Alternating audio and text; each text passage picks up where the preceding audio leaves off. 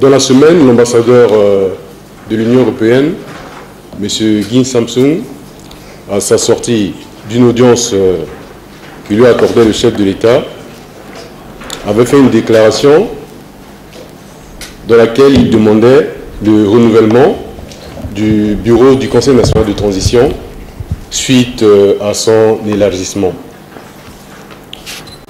L'analyse de cette demande appelle donc de la part du président du Conseil national de transition et de l'institution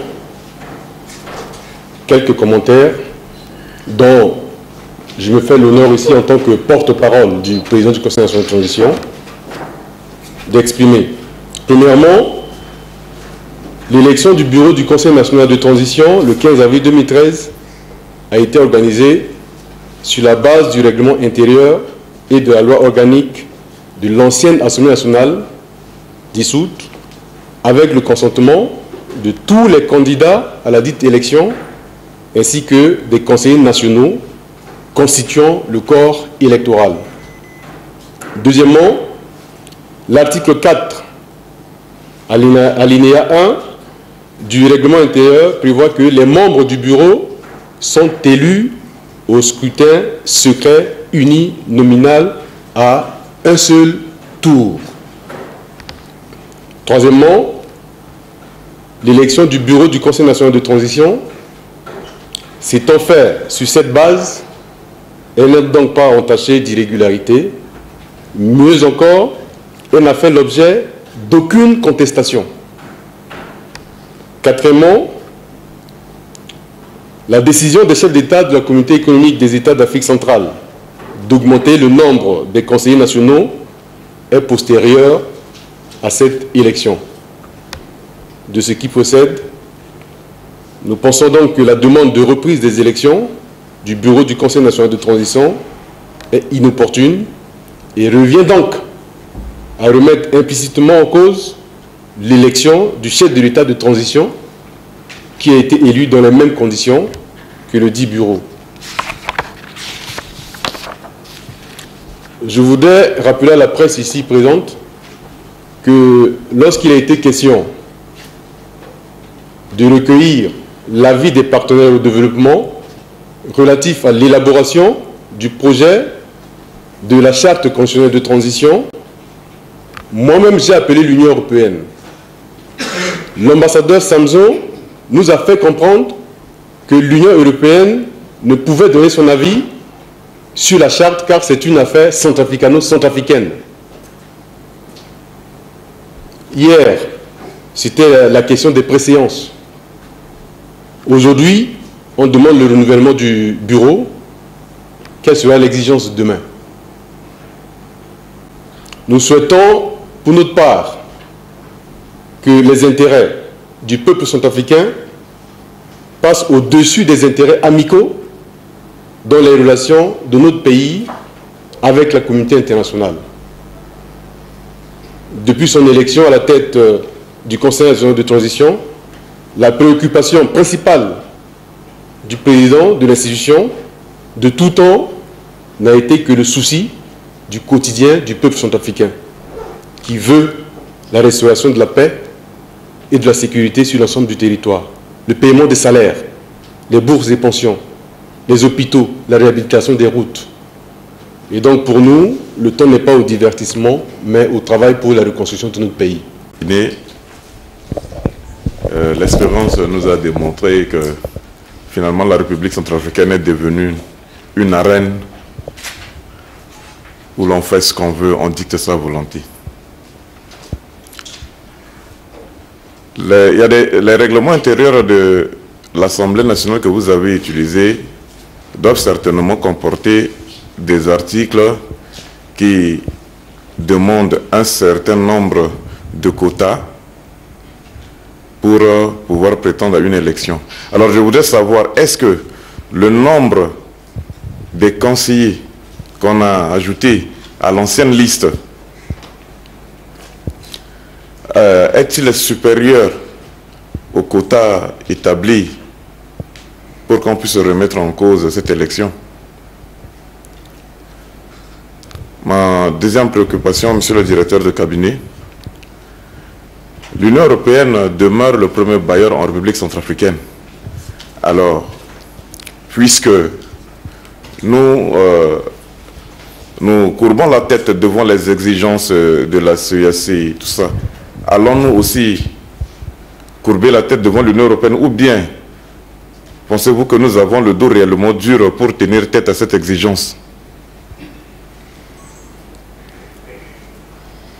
Vous avez dit, monsieur le directeur, monsieur le directeur de cabinet, que les relations, les intérêts de la population doivent primer sur les relations amicales. Alors, ne pourriez-vous pas nous expliciter cette expression? Si, est-ce que l'ambassadeur de l'Union européenne a-t-il une préférence pour certains des candidats? La tête du président Nguendé lui déplaît, voilà à peu près ce que nous voulons. Et ma dernière préoccupation est une question d'actualité, puisque le Conseil national de transition est la représentation du peuple centrafricain. Quel est votre avis sur le nouveau gouvernement qui vient d'être annoncé? Je vous remercie. Nous sommes centrafricains, nous sommes tous centrafricains. Aujourd'hui, n'importe quel centrafricain qui est conseiller au niveau du CNT avait bien le droit de se présenter à l'élection du président du bureau du Conseil national de transition. M. Nguendé était centrafricain, comme tous les autres centrafricains aussi. Nous ne comprenons pas cet acharnement. C'est pourquoi je vais revenir encore sur cette question, puisqu'il y a un de vos collègues qui a dit c'est nous qui avons permis à la communauté internationale de nous traiter de la sorte. Hier, vous le savez, le samedi dernier, le président a dû revenir sur cette question de préséance. Il a dit d'une manière officielle que c'est le Premier ministre qui va passer dorénavant dans les préséances avant lui, par souci de préserver l'intérêt national. Parce que si on se réfère à la déclaration de N'Djamena, c'est clair que c'est le président du Conseil national de transition. Mais le temps n'est pas à toutes ces polémiques. C'est pourquoi nous avons dit dans cette déclaration liminaire que le seul souci qui anime le président du Conseil national de transition aujourd'hui, c'est le quotidien du peuple centrafricain. Vous voyez, les gens se battent au-dessus là-bas, mais le centrafricain, il s'en fout de tout ça. Les salaires ne sont pas payés. Il y a encore l'insécurité. Il n'y a pas la paix. Mais nous n'allons pas passer tout notre temps à nous battre parce que il faut la tête d'un tel ne plaît pas, il faut passer par la communauté internationale pour essayer de régler ces questions que nous pouvons régler entre nous-mêmes centrafricains. Effectivement, vous avez raison. C'est nous qui avons donné le flanc. Puisque depuis toujours et de tout temps, chaque fois que nous avons des problèmes ici, il faudrait que nous transportions ça à l'extérieur pour qu'on puisse trouver des solutions. Mais quand est-ce que nous allons prendre à bas le corps nos problèmes nous-mêmes pour trouver une solution entre centrafricains? Vous avez raison de vous poser cette question. Mon avis sur le gouvernement, ben, je suis centrafricain comme tout le monde. Hein. Vous voulez mon avis, moi je dirais que je souhaite bonne chance à ce gouvernement qui vient d'être mis en place pour qu'on prenne en compte le souci du peuple centrafricain, pour que l'économie puisse redémarrer, pour que on puisse faire de la République centrafricaine un pays où il fait bon vivre. Donc, je n'ai pas de commentaires à faire. Je souhaite juste bonne chance et beaucoup de courage à ce nouveau gouvernement. Monsieur Gokouzou, de Tribune Info, vous posez la question, l'Assemblée nationale a été dissoute. Pourquoi faire ces élections sur la base du règlement intérieur de cette Assemblée nationale qui a été dissoute? On a bien dit dans la déclaration liminaire que, vous voyez, normalement, si nos autorités avaient le souci de l'intérêt national aujourd'hui, toute décision devrait être prise, se ferait par consensus, par concertation. Et c'est ce qui avait animé les conseillers nationaux lors de l'élection du bureau. C'est par consensus que les conseillers nationaux qui constituent le corps électoral avaient décidé de poser de la sorte. Et je pense que le directeur de cabinet, en Sango, a fait la démonstration en faisant allusion au procès verbal, au nombre de voix reçues par tout un chacun. Et donc, c'était par concertation que les conseillers ont décidé, puisque le Conseil national de transition venait d'être mis en place, il n'y avait pas de règlement intérieur. Donc, ils sont basés sur le règlement intérieur de l'Assemblée nationale dissoute pour élire le bureau du Conseil national de transition. Et vous avez parlé de guerre de positionnement, de relation esclave entre le Premier ministre et le Conseil national de transition. Moi, je ne vois pas de relation esclave entre les deux personnalités. Vous savez que le Conseil national de transition représente le Parlement. Il y a la séparation de pouvoir entre l'exécutif et puis le législatif. Le Conseil national de transition, c'est ce pouvoir législatif là aujourd'hui. Et relation esclave entre les deux personnalités, bon, moi je n'en vois pas, mais tous les centrafricains en parlent. Parce qu'il faut qu'on se dise des vérités. C'est parce qu'on ne se dit pas des vérités que le pays n'avance pas. Mais c'est tous les centrafricains qui en parlent tous les jours.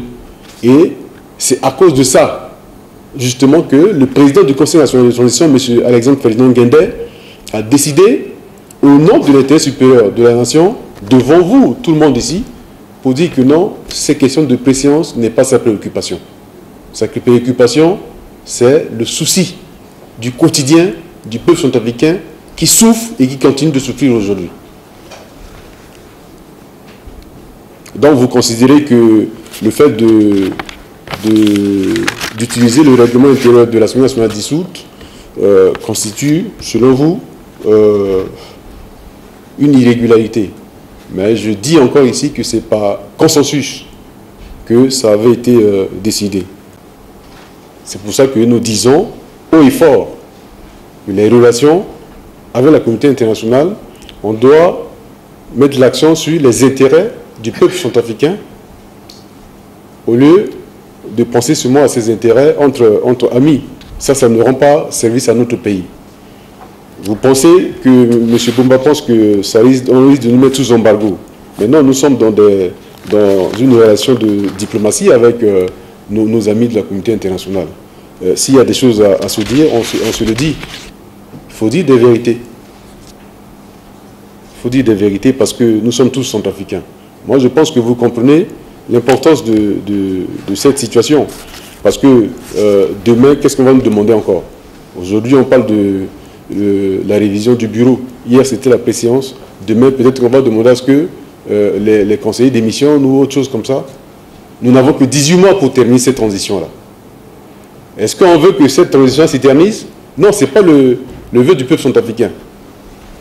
Il faudrait qu'on termine cette transition, qu'on revienne à l'ordre constitutionnel normal, qu'on organise des élections en toute transparence et que les élections de la République se mettent en place pour travailler au développement du pays. Est-ce que nous avons le temps à perdre à toutes ces polémiques, ces discussions stériles? Voilà en gros la réponse que je peux vous donner sur cette question. Si le dialogue cabinet